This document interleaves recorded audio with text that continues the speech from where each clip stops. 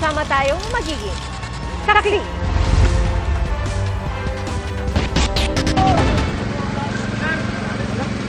Bago sa saksi, isang patay sa karambola ng 3 truck sa Maharlika Highway sa Atimonan, Quezon kanina hapon. Ayon sa pulisya, sinaltok ng truck na biyaheng Bicol ang nakasalubong na magkasunod na truck na parehong papunta sanang Maynila. At sa lakas ng impact, naipit sa mga bakal ang driver at pahinante ng nakabagang truck. Isinugod naman sa pagamutan ang 5 sugatan. Hindi pa malinaw kung ano ang sanhi ng disgrasya.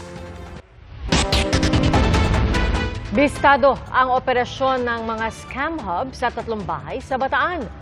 10 dayuhan ang naaresto na galing umano sa binuwag na malalaking pogo. Saksi, si John Consulta.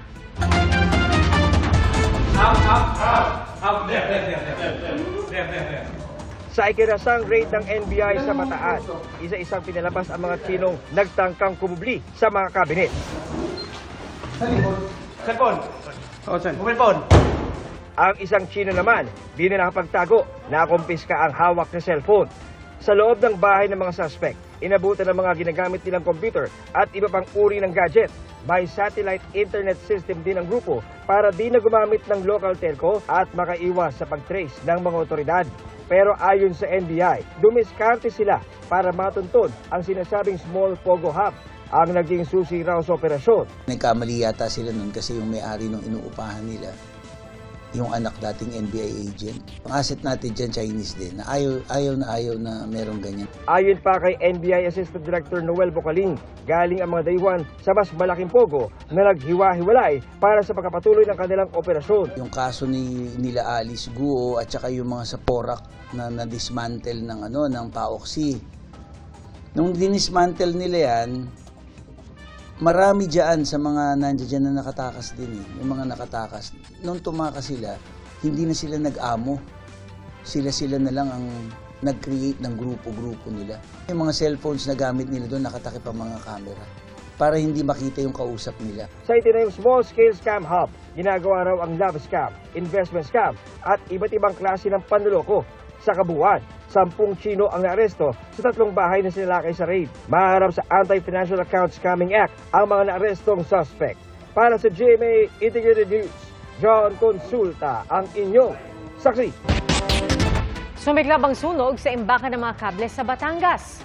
Ating saksihan. Diyos ko po, inaabot na yun. Binulabog na naglalagablab na apoy ang mga residente ng Barangay Ginhawa sa bayan ng Tuy, Batangas, bandang alas 10:30 kaninang umaga. Laki sobra. Ang mga residente napalabas ng kanilang bahay nang mapansin ng maitim na usok sa kalsada. Nasusunog na pala ang isang warehouse na mga kable sa kanilang lugar. Ang lawak ng sunog at laki ng usok kita rin mula sa himpapawid. Halos nabalot na rin ng usok ang bahagi ng kalsada kaya bumigat ang trapiko doon. Paunti-unti lang sila nagpapadaan, gawa sa club ng usok yung daan eh. Malakas din ang hangin sa lugar kaya mabilis na tinatangay ang usok. Sumobra na ang laki ng apoy. Ang apoy nadilaan na rin maging ang ilang kable ng kuryente. Ang mga bombero tulong-tulong sa pag-apula ng apoy na patuloy na nagngangalit pasado alas 5 ng hapon kanina. Ayon sa BFP, pahirapan ng pag-apula sa sunog na umabot na yan sa ika-4 na alarma. Wala pang impormasyon sa pinagmulan ng apoy na patuloy pa ring inaapula hanggang ngayon. Wala ring napaulat na nasugatan ayon sa Nasugbu MDR-MO. Patuloy na inaalam ang halaga ng pinsala. Nasunog din ang ilang bahay sa barangay Kamaman-an sa Cagayan de Oro City alas 9 ng umaga. Dahil gawa sa light material sa mga bahay, umabot ang sunog sa ikalawang alarma. 5 bahay ang tuluyang natupok habang 2 ang partially damaged. Halos 2 milyong piso ang naitalang danyo sa sunog na patuloy na iniimbestigahan. Isa sa tinitingnang dahilan ng apoy ang flying connection sa lugar, lalo't dikit-dikit ang mga bahay doon. Isang abandonadong dormitoryo naman ang tinupok ng apoy sa Tagbilaran City sa Bohol. Ayon sa BFP, halos kalahating oras ang itinagal ng apoy bago tuluyang naapula. Kasama sa natupok ang 2 motorsiklo. Inaalam pa ang kabuang danyos at dahilan ng sunog, pero isa sa tinitingnang sanhi ng apoy ang posibleng pagtapon ng upos ng sigarilyo. Para sa GMA Integrated News, ako si Bernadette Reyes, ang inyong saksi. Nasagip ang isang sanggol na tinangka umanong ibenta sa Quezon City. 5 sangkot umano sa baby for sale ang naaresto. Saksi, si Chino Gaston. Nagtangkapang pumiglas ang sospek na ito nang makumpronta ng mga tauhan ng PNP Women and Child Protection Center sa isang restaurant sa Cubao, Quezon City noong Martes. Pero pinusasa na siya ng mga pulis at kasamang binasahan ng Miranda rights. Kayo ay ina-arrest po sa salang 9208 as amended by 10364 and RA 7610. 5 sospek ang nadakip sa operasyon matapos magtangka umanong magbenta ng 7-day-old na sanggol. 75,000 pesos ang halaga ng pagbebenta ayon sa National Authority for Child Care o NACC. Meron nga daw pong nag-tip sa kanila na may bentahan nga ng baby. Actually, pang third na daw nila to na pagbenta ng bata. Napaamin naman din nung isang araw yung dalawang couple. Nakakulong na ang mga sospek. Ang sanggol naman dinala sa isang pribadong child care facility. Sa datos ng NACC, 13 social media groups ang namonitor nilang patuloy na nag-aalok at nagbebenta ng mga bata online. Noong nakarang taon, umabot pa raw sa 23 ang mga social media groups na ito. Pero nabawasan sa ginawang mga operasyon ng DSWD, NBI, PNP at DICT. 9 na sanggol ang nasagip mula noong nakarang taon. 14 na sospek naman ang naaresto. Para sa GMA Integrated News, ako si Chino Gaston, ang inyong saksi. Pinaiimbestigahan ng pamunuan ng PNP ang insidente ng away kalsada na kinasangkutan ng isang pulis noong araw ng eleksyon. Ang pulis na undercover security noon nakuha ng naglabas ng baril. Saksi, si June Veneracion. Mamakaawa ni rider. Sa gitna ng matinding traffic noong Lunes, araw ng eleksyon, nagkagirian ang 2 rider sa Santa Ana, Maynila. Hatak-hatak ng rider na naka-hoodie jacket ang helmet ng motorcycle taxi rider na kanyang kinukumpronta.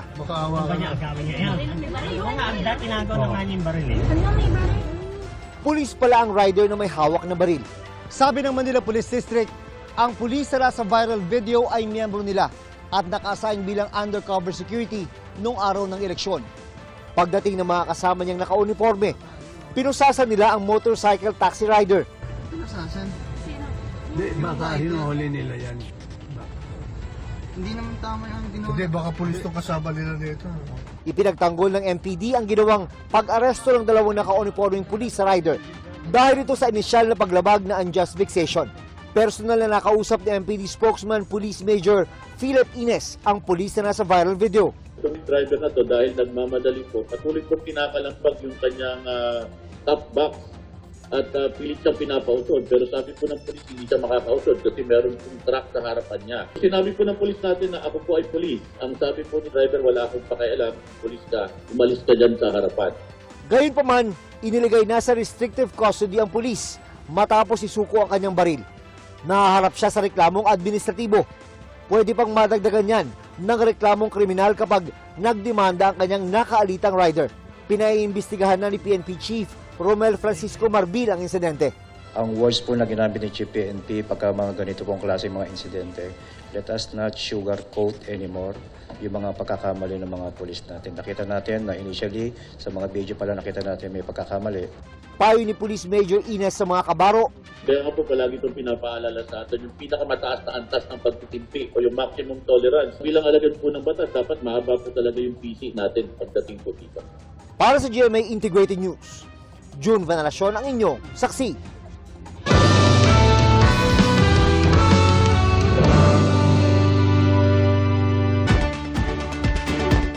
Kasado na ang programa para sa proklamasyon ng 12 nanalong senador bukas, ngayong tapos na ang official count ng National Board of Canvassers.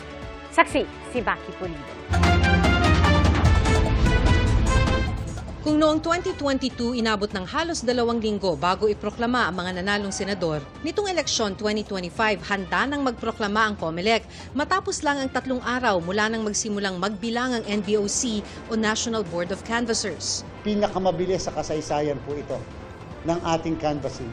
Batay sa official National Certificate of Canvass, ang mga iproproklama bukas alas 3 ng hapon sa The Tent ng Manila Hotel ay sina Bongo, Bam Aquino, Ronald De La Rosa, Erwin Tulfo, Kiko Pangilinan, Rodante Marcoleta, Panfilo Lacson, Vicente Soto III, Pia Cayetano, Camille Villar, Lito Lapid at Amy Marcos. Ipinadala na ng COMELEC ang kanilang mga imbitasyon. Papayagang magdala ang bawat panalong senador ng tig-15 bisita at pagkatapos iproklama, papayagang magbigay ng 5 minutong pahayag. Moment nila to. Pinaghirapan naman nila ito. Inaasahan sa Lunes naman ang proklamasyon ng mga nanalong party list. Pinag-uusapan pa lang ng COMELEC kung 63 o 64 ba na party list ang kanilang iproproklama batay sa itinakdang computation ng batas. 82.2% ang voters turnout ngayong eleksyon 2025, pinakamataas na turnout ng midterm elections. Ayon sa Election Watch Group na NAMFREL, sa kabuuan naging tahimik at maayos ang eleksyon. Pero pinuna nito mga naganap na karahasan at mga naging aberya sa automated elections. Pinuna rin ng NAMFREL ang pagkakaantala sa transmission ng mga election returns sa kanilang server. Pinuna rin ng NAMFREL ang di umano'y mahigit 18 milyong overvotes o yung hindi binilang dahil sumobra ang boto. Pero giit nila, hirap silang tukuyin kung ito'y senyales ng dayaan. Tanggap naman daw ng COMELEC ang mga punang ito pero 85% ang gradong ibinigay ni Garcia para sa ahensya. Kung tutuusin, hindi lang daw naging mas mabilis ang transmission nitong eleksyon, mas transparent pa. In reality, lahat ng boto sa lahat ng servers ay pare-parehas. At confirmed sa lahat ng nakapaskil na election returns sa labas ng presinto. Yun ang pinaka-best test. Tumutugma ba sa na-transmit at tumutugma ba sa ballot images na pinakita sa mga watcher.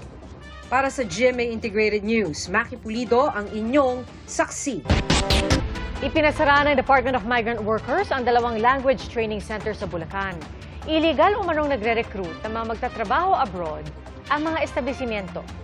Saksi, si Jasmine Gabriel Galvan ng GMA Regional TV. Japanese, Germany. Sari-saring dayuhang lengguwahe ang itinuturo sa training center na ito sa Malolos, Bulacan.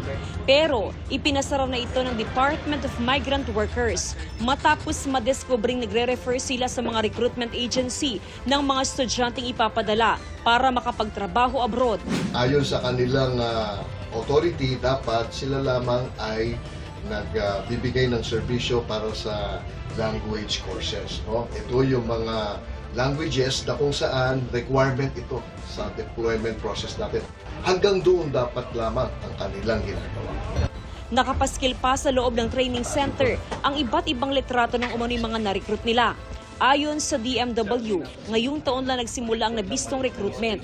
Pagkatapos ng training, i-refer sila sa mga ahensya na lisensyado. Yun ang initial investigation. Walang pahayag ang pamunuan ng training center. Kaparehong gawain ang nabisto sa Kalumpit, Bulacan. Wala rin umanong accreditation para mag-refer ng mga estudyante abroad. Kaya ipinasara na ng DMW ang isa pang language training center. Tumanggi magbigay ng pahayag ang pamunuan nito.